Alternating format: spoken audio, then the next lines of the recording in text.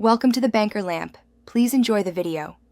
You start by launching Logic Pro X and confirming your audio interface is selected in Preferences. This ensures low latency and correct inputs. Once done, enable the control bar and inspector so you can reach transport, metronome, and mixer without a keyboard. Make sure smart controls and touch bar settings are visible. They let you adjust plugins and parameters with clicks or gestures. You'll also turn on full keyboard access in Mac OS if using only the trackpad, so menus and dialogues respond. You'll control transport functions directly from the control bar. Tap record, play, and loop with the mouse or trackpad.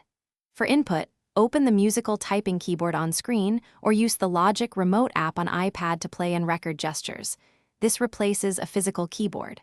Once recorded, move to the Arrange view and use the pointer, scissors, and flex tools with precise clicks to trim and quantize. Make sure to open the region inspector to adjust gain, transpose, and fades without keyboard shortcuts.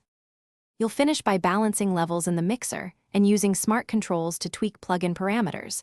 Automation lanes capture dynamic changes with mouse-drawn curves.